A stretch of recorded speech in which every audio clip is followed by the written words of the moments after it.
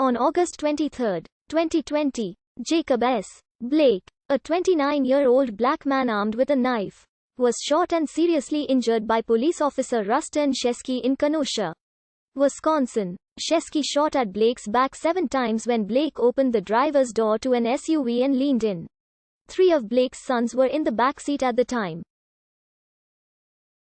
Earlier during the encounter, Blake had been tassered and had scuffled with officers. The police shooting was followed by unrest, which included rallies, marches, property damage, arson, and clashes with police. 2 protesters were also fatally shot in a confrontation with an armed civilian. Blake's name was invoked in protests in other cities as part of the Black Lives Matter movement, which has seen a resurgence in the wake of several high-profile killings by police officers in 2020.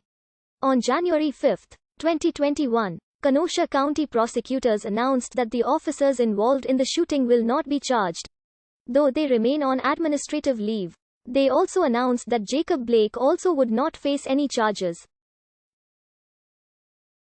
On August 23, Kenosha police responded to a 911 call about a domestic incident at approximately 5:11 p.m.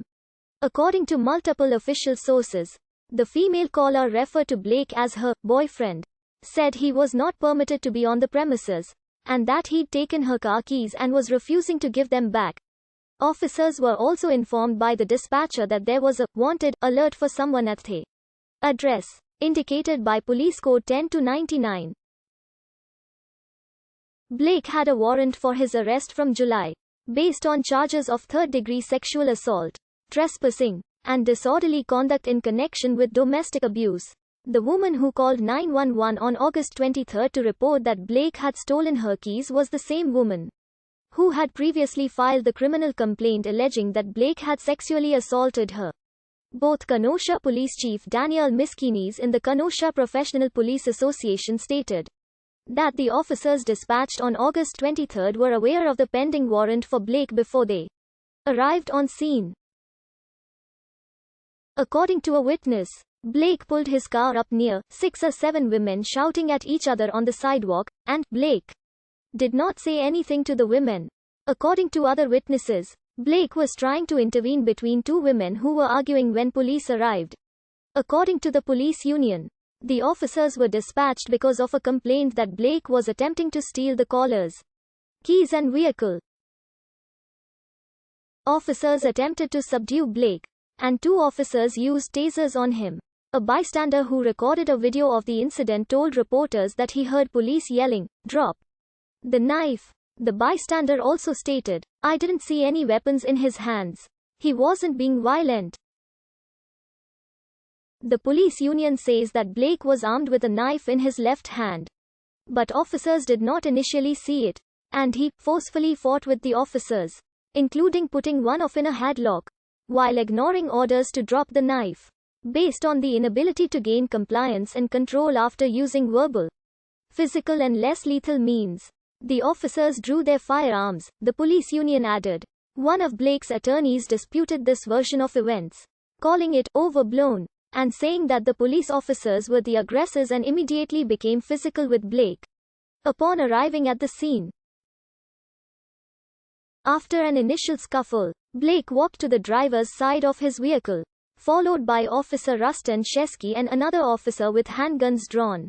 Shesky attempted to grab Blake, and when Blake opened the driver's side door and leaned in, Shesky grabbed him and fired 7 shots towards Blake's back. According to Blake's attorney, only 4 of the shots hit Blake. According to Shesky's attorney, Shesky saw Blake put a child in the vehicle as he arrived, and heard a woman say, "He's got my kid, he's got my keys." Shesky shot Blake believing he was attempting to kidnap the child in the backseat of the vehicle he was entering, and because Blake had a knife in his hand and twisted his body toward Shesky. In a press conference on August 26, 2020, Wisconsin Attorney General Josh Call said that a knife was recovered from the driver's side front floorboard of the car Blake was leaning into when he was shot in the back. Call also said that Blake told investigators that he had a knife, though Call declined to describe the knife or say whether it was related to the shooting. Blake's lawyer disputed that the knife was in his possession.